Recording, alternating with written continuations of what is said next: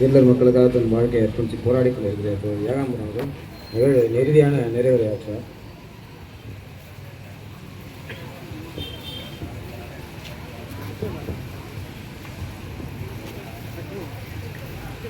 நாம் எதற்கு கொல்லப்பட்டோம், நாம் எதற்காக சித்திரவதைகளை அனுபவித்தோம், நாம் எதற்காக இரத்த சிந்தினோம் என்று தெரியாமல் லட்சக்கணக்கான உயிர்கள் தியாகம் செய்த இந்நாள் அத்தனை தோழர்களுக்கும் செம்மார்ந்த வீர வணக்கத்தை தெரிவித்துக் கொள்கின்றோம். காலத்தால் அழிக்க முடியாத வரலாற்று நிகழ்வாக இந்நாளை உருவாக்கிவிட்டு சென்றிருக்கிறார்கள். ஒரு பச்சிளம் குழந்தையை அடித்தால் கூட ஒரு முறை அடித்தால் இருமுறை ஐயோ அந்த குழந்தைக்கு வலிக்குமே என்று கொஞ்சமாவது மனிதனுக்கு ஈவு இரக்கம் இருக்கும். ஆனால் நேற்று பிறந்த குழந்தை முதல், வழுத்தில் இருந்த குழந்தை முதல், வயது முதியோர்கள் வரை கொண்டு குவித்த கொடூரக்காரர்களை நாம் என்னவென்று சொல்வது?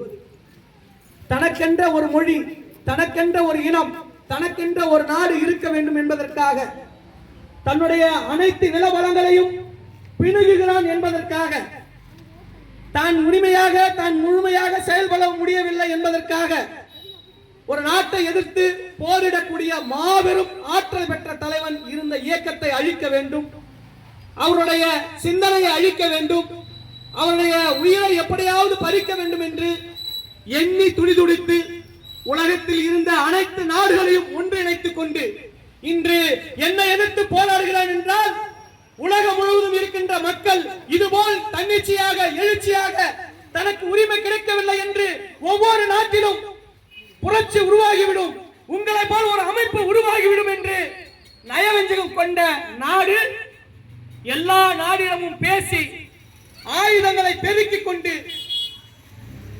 ஒரு மாபெரும் தலைவனை, ஒரு தலைவன் எப்படி வாழ வேண்டும், ஒரு தலைவன் எப்படி இருக்க வேண்டும் என்பதற்கு உதாரணமாக தன்னையும் தன்னுடைய குடும்பத்தாரையும் தன்னுடைய உற்றார் உறவினர்களையும் இந்த மக்களுக்காக சமர்ப்பித்த தலைவர். எத்தனையோ தலைவர்களை நாம் பார்த்திருக்கிறோம். மேடைக்கு ஏதாவது ஒரு வார்த்தை பேசிவிட்டு ஏசி அறையிலே போய் படுத்து தூங்கிக் கொண்டிருப்பார்கள். 3 வேளையும் சொகுசான உணவு உண்டு கொண்டிருப்பார்கள். ஆனால் எத்தனையோ புகைப்படங்களை நாம் அவருடைய புகைப்படங்களை பார்த்திருப்போம். மேதகு பிரபாகரன் அவர்களின் புகைப்படங்களை மரத்தடிகளிலும் மரக்கிளைகளிலும் பாறை ஓரங்களிலும் கொட்டும் மழையிலும் இந்த மக்களுக்காக, இந்த சமூகத்திற்காக தன்னுடைய உயிரையும் பொருட்படுத்தாமல் இரவு பகல் பாராமல் அல்லல் பட்டு உழைத்துக் கொண்டிருக்கின்ற ஒரு மாபெரும் தலைவன். அந்த தலைவனை அழித்து ஒழிக்க வேண்டும் என்ற எண்ணத்தில் உலக நாடுகள் எல்லாம் ஒன்றாக்கி ஒரு பக்கம் போர் நடந்து கொண்டே இருக்கிறது, ஒரு பக்கம் பிரகடனம் செய்கிறார்கள். நீங்கள் முள்ளிவாய்க்கால் என்ற பகுதிக்கு சென்றால் நாங்கள் அங்கே குண்டு போட மாட்டோம், அங்கு எந்தவித துப்பாக்கி சூடும் நடக்காது, அந்த பகுதியில் நீங்கள் பாதுகாப்பாக இருக்கலாம் என்று பிரகடனம் பண்ணிவிட்டு அறிவிப்பு செய்துவிட்டு மக்கள் எல்லாம் சரி எப்படியாவது நம்ம உயிரை மட்டும் நம்ம பாதுகாத்துக்கலாம், எது வந்தாலும் அப்புறம் பார்த்துக்கலாம், நம் பின்னால் தலைவர் இருக்கிறார் என்கின்ற எண்ணத்தில் முள்ளிவாய்க்கால் பகுதியை நோக்கி மக்கள் நகர்ந்து கொண்டே இருக்கிறார்கள். இன்று காலையில் ஒரு செய்தித்தாளில் படிக்கும் பொழுது போட்டிருந்தார், குண்டு ஊசி விழுந்தால் கூட மண்ணில் விழாதாம், யாராவது ஒரு மனிதன் மேல் தான் விழுமா. அப்படியாப்பட்ட கூட்டங்கள் அந்த பக்கம் தன்னுடைய உயிரை பாதுகாத்துக் கொள்ள இருக்குமா. அப்படி இருந்து ஒரு சில பகுதிகளில் ராணுவர்கள் ஆடைகளை அவிழ்த்து வைத்து விட்டுதான் நீ ராணுவ முகாமுக்குள்ளே வர வேண்டும் என்று கொடூரமாக செய்வார்கள்.